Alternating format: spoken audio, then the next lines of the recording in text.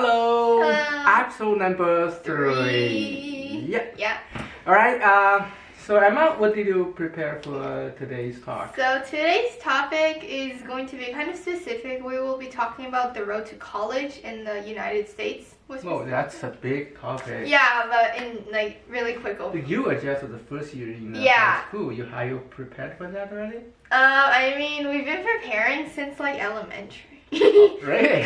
Okay, sounds good. Should I do like a brief overview of like our education? Yeah, go ahead. Okay. Go ahead. So I know this is really different from China. In the U.S., we start school at age like 5 or 6.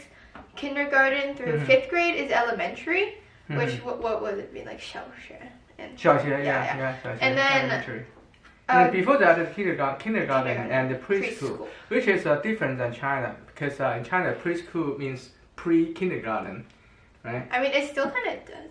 Right? Yeah. Still? Yeah, oh, kind of. Okay. Yeah. Okay. And then grade 6 through 8 is junior high, and then 9 through 12 is high school, which I'm at now. And then beyond that, there's college, and like that's the same in China. Okay.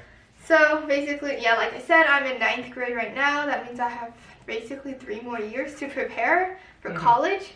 And the road to college is very complicated in America. It's not like China where you just take a test and then like that result like determines your future. Yeah, just one test, but you have to prepare for 3 a or 4 lot, years. yeah.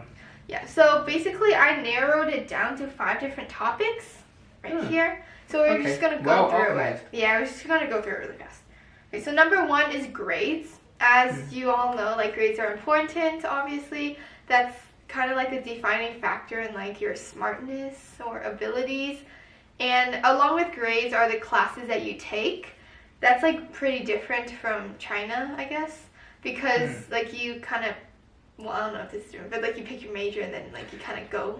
Yeah, I think the major difference is you can choose what topic, what major you're gonna do, just like what we did in the university in China. But in US, the high school, even before that, right? Yeah, some kids know what they're gonna do, like when they're really little. You can choose a major even at high school. You actually can determine are you going to go to the art. Yeah, if you're art, music, or sports, or science, whatever. You can pick the majors. Yeah, and that's cool because if you already know, like if you know, oh, I'm gonna be an artist, you don't have to like waste time taking like 4 years of science. So that's like beneficial.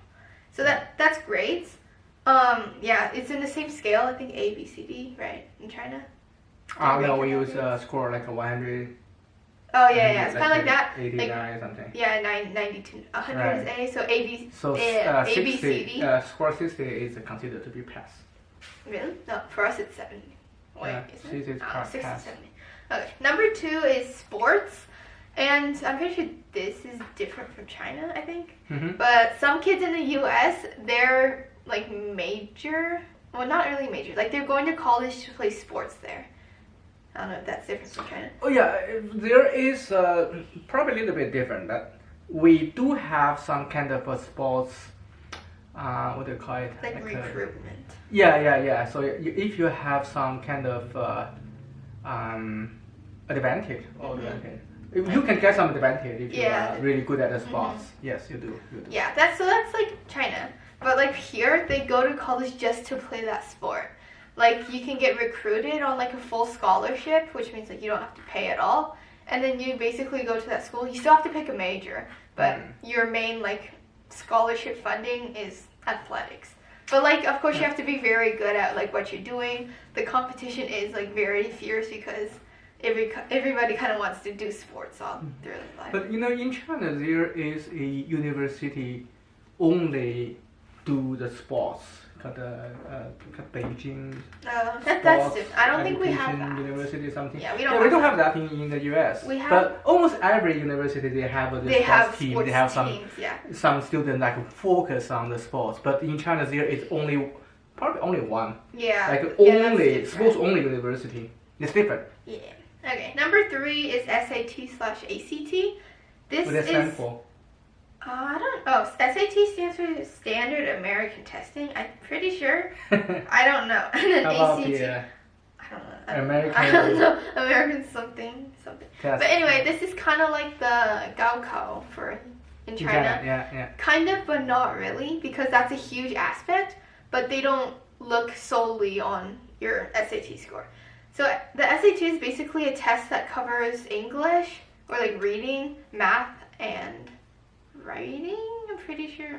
I don't know this stuff. But yeah, it's basically like a standardized test that you take.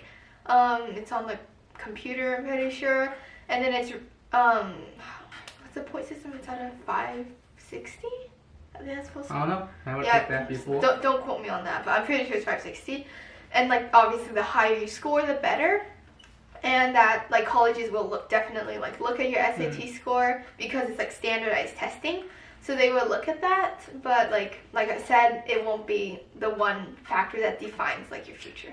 You can have many tests. Oh yeah. In your whole life, right? Yeah. So so unlike the Gaokao in China, you can take the SAT or ACT multiple times. How frequently you can? Any time? Yeah, I think you can take any time. Like you have to pay, and like all your results will show up on your college transcript, but like you can like retake it. But if you have a bad result, bad score in the SAT, the record will be stayed there. It'll still go on the transcript, but like it'll be like overridden by a new one. So that would be better. Like you only take one test, but the score is very high. That's better than you have multiple, but average is not very high. Yeah. Okay. The next one is extracurriculars. So this would be like arts, music, sports, like non-serious sports. What else? I think that's basically piano lessons. It's music.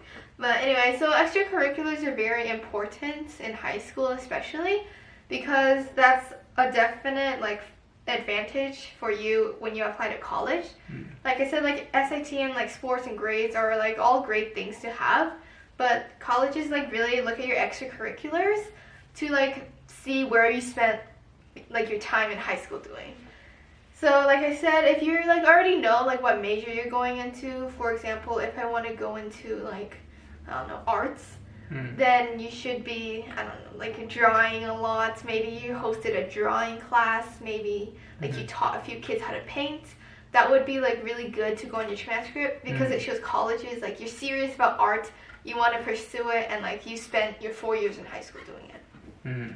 And extracurriculars can obviously range in like activities.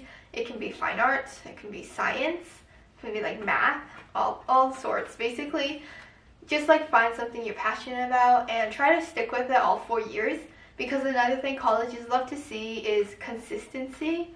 So it's a lot better if you pick 1 or 2 extracurriculars that you stick with for 4 years than doing 10 like one every year. Is it okay like I choose like music for 1 or 2 years and one of kind of sports another 2 years? Is it okay? You could do that. Like I know a lot of kids do that. Like they think they want to go into music, but halfway through they decide like I don't want to anymore. But like I said, colleges love to see dedication and commitment. Yeah, consistency. Like obviously you could do that. Like 2 years is still like a commitment. But it's definitely better to do all 4 years of one thing than do like 10 other things, but only doing them for like a month at a time. But yeah, that's extracurriculars. And number 5 is standing out on your college application. So obviously, that's most important. Yeah, this is the most important. Maybe the hardest part. Yeah, so obviously we like don't have like a test that defines your future, which means it's very important to stand out in your college application, because there's a bunch of like other children or like kids out there that's like competing with you to get into a spot in a top school. So when I say standing out, I pretty much mean doing something that's like pretty rare that the college admissions don't usually see in applicants. Can you give an example on that? For example, if you for example, piano would not be the choice because almost every kid can play piano very well. That's also a thing in extracurriculars. But you can choose another instrument and nobody knows how to play. Probably you are standing. Or if you get like really good at that instrument and say you go on tour and then you like make albums and like you become not like famous, but like you have a large audience, that will definitely be standing out, because not a lot of students obviously do that. Another good thing, if you're more on the academic side, definitely like math. I have a friend that's like really into math, and she's like pursuing the competition level. But the girl went to MIT? No. That's another. Okay. But yeah, so there's like a ton of things, but the most important thing is just to like make yourself stand out, like shine like out of a crowd, to make them basically notice you. But yeah, those are the 5 things that like you should focus on in high school, and that would be on the road to college. All right. Yeah. Can you just briefly just talk about what is the process, like application to the college? Yeah, so the process. College, I'm pretty sure this is very different from you guys. But we have there's not a limit on how many colleges you can apply to. I know China's like 3, right? You can pick 3. Or more than that. Yeah, something like that. Yeah, I remember when I was applying 31 years ago, I choose 4, I think. Yeah. 4 of them. So basically, you can only choose like a limited amount. But in America, or basically like anywhere else using this system, you can apply to as many as you want. But you have to pay. Yeah, you have to pay application fee. And like, if you talk to anyone in college, they would not recommend applying more than like how many, like 8 or 10, because of the entire process, which we are about to explain. So number 1 is essays. This is the one that takes up the most time. I have not obviously gone to college, so I can't really speak on behalf of that process.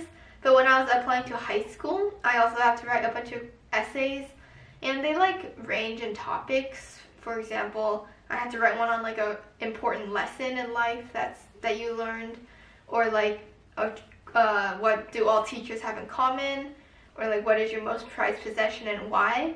So basically, you have to like write an essay. I think how many pages? Like one to 2 pages describing like your view on this. But yeah, those are essays. And then like all basically transcription. Yeah, transcript. That's basically like your record of what you did in high school. So basically all the 5 things I talked about will be on your transcript. And that's basically the thing that college officials look at to like determine like if they want to or not. And then interviews, I'm not sure if they have this for college. I think they have. Yeah, they do. Yeah. But I know when I applied to high school, they definitely had them. When I went, it was like one-on-one.